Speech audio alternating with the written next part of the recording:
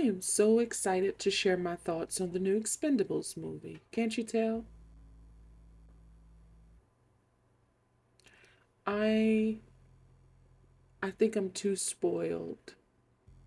I've been spoiled by John Wick movies. I've been spoiled by Tom Cruise action flicks. Too spoiled. This movie was not enjoyable to me. I didn't see Expendables 1, 2, or 3. I have not seen the other ones. It was on my radar, and I would have, but I just didn't. I would have because of the people who were involved and the idea of celebrating the action heroes of yesterday. That's my thing. That's my jam. I just didn't get around to doing it. But I thought, there's nothing else out. Let me see this one. And I saw it last night in Dolby. Oh my gosh. It's next level bad, unfortunately. I'd say my main gripe with the film is the plot. We've seen it 1,001 times in better movies.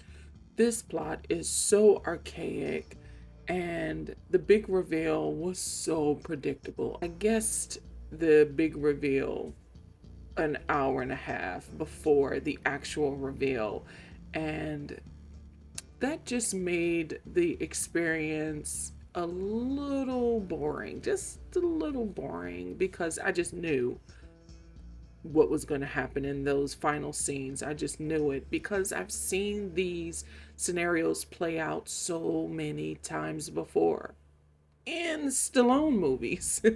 But I'm not going to spoil this one for you. It's just the plot and the dialogue. Oh my gosh. When I tell you this is some of the worst dialogue this year that I've seen, the dialogue is so redundant. I mean, we've heard the dialogue. Some of the dialogue felt like scene fillers. Like there's no character development whatsoever. It's a popcorn film. They're not looking for Oscars here, but man, the dialogue was so, it was just camp in the worst way. There's so much exposition in this film. I it's just overkill, the exposition. And it's not the type of exposition where they want to chronicle or at least solicit new fans to the franchise. They're not trying to draw in new fans with the exposition. They're not recapitulating what happened in the previous Expendable films. Oh no, that's not it. It's just scene filler. They're just talking just to be talking. It doesn't move the story, it doesn't recapitulate what happened before. It's just like random thoughts, it felt like. This is $100 million movie. Another gripe I had.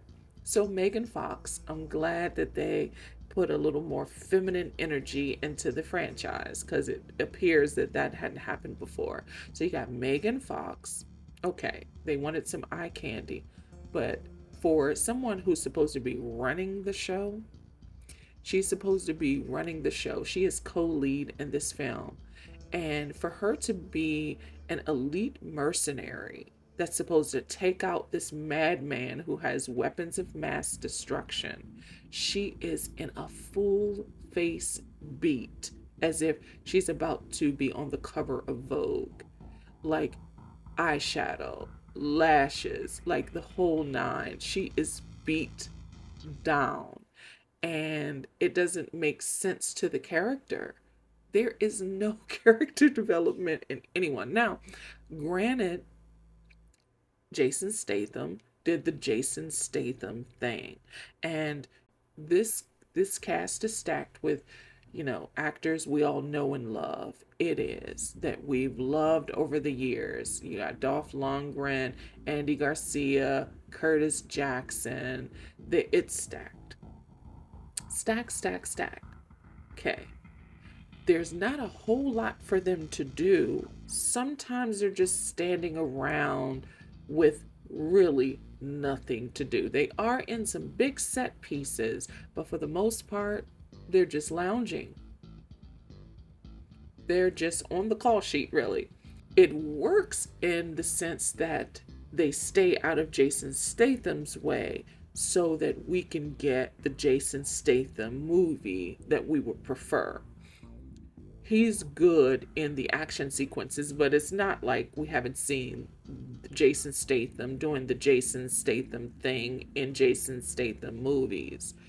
But it worked for me at least when they weren't in the way because they really didn't have much to do anyway. This is centered around Jason Statham's retaliation. But all of that is not because of the big reveal. But listen,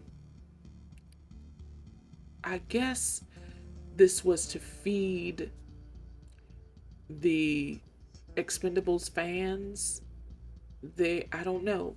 Again, I am spoiled with John Wick films where they concentrate on giving you story, giving you a dystopian world that feels inhabitable, and perfect action sequences, jaw dropping scenes, Tom Cruise movies, him as the biggest action hero of all time, this, you know, stunts that he performed himself.